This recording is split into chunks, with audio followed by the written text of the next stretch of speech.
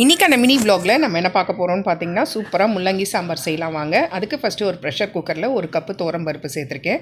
கூடவே அதை நல்லா கழுவிட்டு இப்போ 2 கப்பு தண்ணி ஊற்றிக்கலாம். இப்போது ஒரு 2 வெங்காயம் கட் பண்ணி சேர்த்துட்டு ஒரு தக்காளி கட் பண்ணி சேர்த்துக்கோங்க. ஒரு 5லேருந்து 6 பல் பூண்டு சேர்த்துட்டு 1 டீஸ்பூன் ஜீரகம், ஒரு அரை டீஸ்பூன் மஞ்சத்தூள் சேர்த்துட்டு ஒரு 5 விசில் மீடியம் ஃப்ளேமில் வச்சு விட்டுருங்க.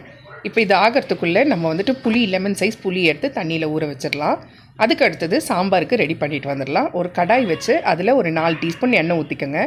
எண்ணெய் நல்லா காஞ்சோன்னா ஒரு அரை டீஸ்பூன் கடுகு, அரை டீஸ்பூன் வெந்தயம் சேர்த்துட்டு கருவேப்பிலை சேர்த்துக்கோங்க. இது நல்லா பொரிஞ்சு வந்தோடனே கட் பண்ணி வச்சுருக்கிற முள்ளங்கியை சேர்த்துட்டு ஒரு 3 நிமிஷத்துக்கு நல்லா வதக்கி விட்டுருங்க மீடியம் ஃப்ளேமில் வச்சு. இப்போ முள்ளங்கி நல்லா வதங்கின உடனே ஒரு 2 டீஸ்பூன் குழம்பு மிளகாய் தூள், 1 டீஸ்பூன் சாம்பார் பொடி சேர்த்துட்டு உப்பு தேவையான அளவு சேர்த்துக்கோங்க.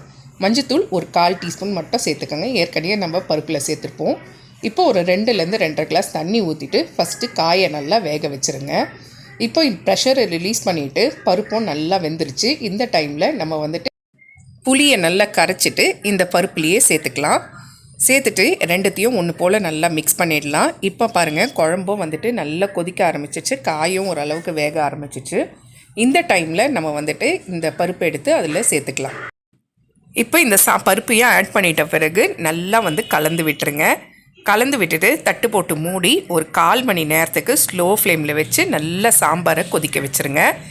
நல்லா கொதித்து நல்லா காயெல்லாம் வெந்துட்ட பிறகு லாஸ்ட்டாக கொத்தமல்லி போட்டுக்கலாம். அது கூட ஒரே ஒரு டீஸ்பூன் நெய் சேர்த்துக்கங்க. இது பியூர்லி ஆப்ஷனல் தான், தேவைன்னா சேர்த்துக்கங்க. டேஸ்ட் ரொம்ப என்ஹான்ஸ் பண்ணி கொடுக்கும். அவ்வளோதான், சூப்பரான முள்ளங்கி சாம்பார் ரெடி.